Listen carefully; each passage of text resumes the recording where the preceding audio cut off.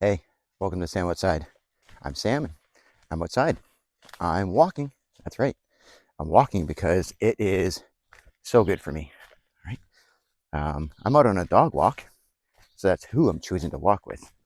But it's more than that because, especially at this time of year, transitional season. I work in the camping and outdoor industry, and I get my steps in at work for sure. But that's from one place to another, and sometimes I get to walk around with staff, get to walk around with campers, and participate in programs that involve a lot of steps. But which means I might not get my afternoon dog walk in. I might be working a little bit later depending on the programs that I'm running. If I miss that afternoon dog walk, I still go out for a walk. I do it for me. But I'm at least out once a day walking the dog. But it's the walk that I don't want to miss.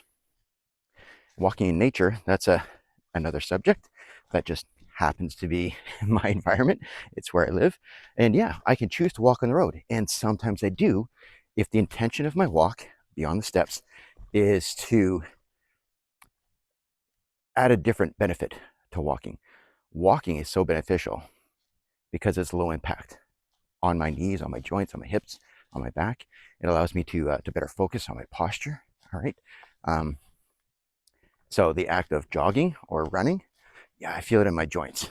And believe it or not, there are things I can do on a walk, just slight changes to my pace, to my cadence. Walking backwards engages entirely different muscle groups. There's some safety involved, some practice, but if I want to do some interval walking, I might use the hydro poles or the street lamps or number of steps or number of seconds or minutes, and I'll just walk a little faster, right? Enough that I won't be able to speak in a comfortable cadence, right? I will have to focus on my breath work, but I'm not breaking stride, all right? So interval walking is one reason why I might choose not to take my my walk to the forest like this, because it's just not conducive. It's not as safe. If I want to do a little more walking backwards, or if I want to do some interval walking, but I can still change my cadence, change my steps when I'm out walking in nature on a forested path like this. So I might tackle terrain a little differently. I might change how I walk down speed or downhill, sorry. And I'll definitely tackle hills a little bit differently, right? But I'll focus on my posture, right?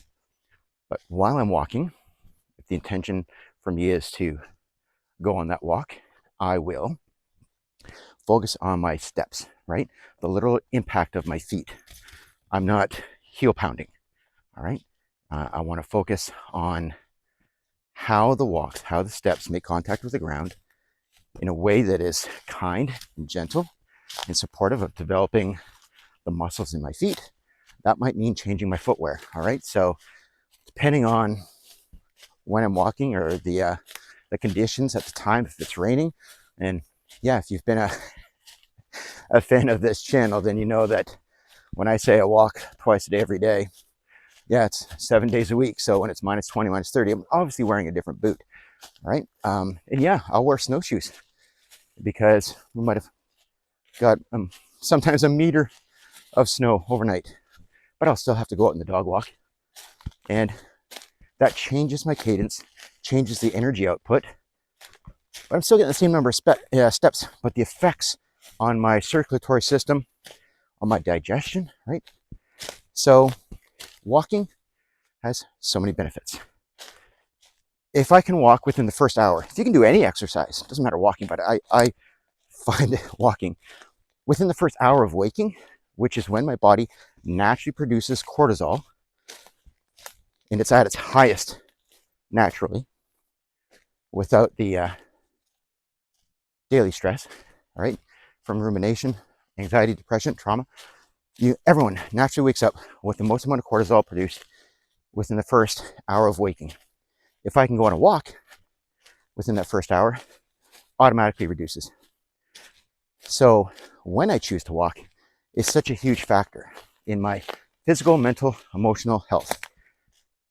So you are going to develop strong muscles. And if you can walk 5-10 minutes after a meal, greatly, we're talking like exponentially, changes your digestion. What it does to your metabolism after that meal is incredible, because most of us, right, after we finish a meal, we feel it. Well, to be honest, because some of us overeat. Might depend on the meal, but a lot of us do.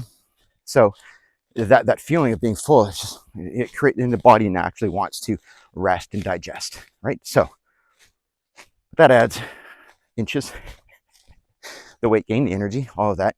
It just changes your metabolism.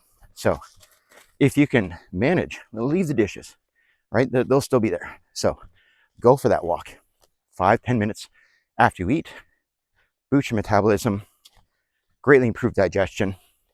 And over time, we're talking like weeks, months, you will notice the difference in your waistline, in your energy, and how you metabolize your foods, right?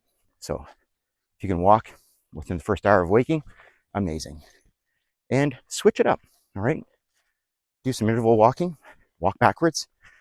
Be conscious of your footwear. You want something, you want to wear a shoe or boot that allows the skeleton in your foot to, to sort of splay with every step, right? So a lot of footwear restricts the front end of your foot. So I wear what is known as a barefoot walking shoe or barefoot walking boot. Still has grip, still has a sole, so it's not the same as walking barefoot. It's a barefoot style because of how it allows my foot to function and flex as I walk.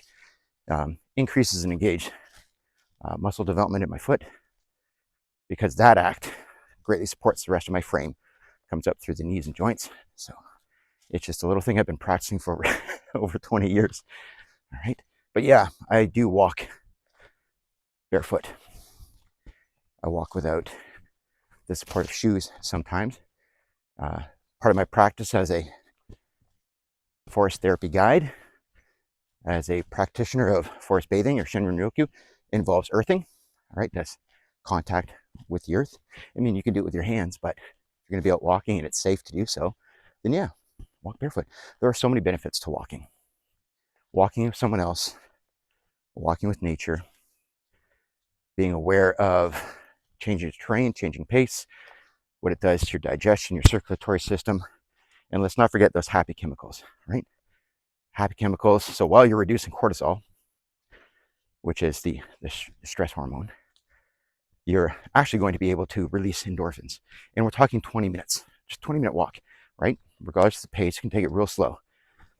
But just the act of walking alone releases those endorphins, all right?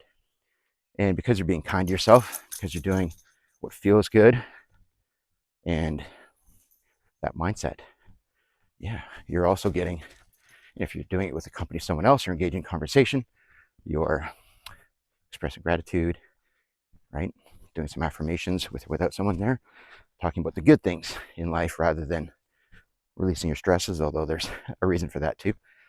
Getting your serotonins, your dopamine, your oxytocin, those are all the happy chemicals. So walking is so good for you.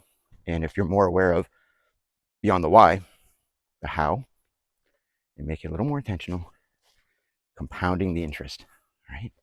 So go outside, right? 15 to 20% more gains than putting in that time, putting in those steps on a treadmill or on an indoor track. I mean, hey, conditions, time of year, accessibility, taking the stairs instead of the elevator, those are all benefits, but you can compound that by doing it outdoors, all right? Engaging other parts of your body, your other senses, just exponentially increasing the gains. So please go outside, go for a walk, bring someone whose company you enjoy, four-legged friend, partner, a neighbor, join a walking club, meet people. Yeah, there's a lot of walking groups out there. There's a lot of research, a lot of reasons to do it. So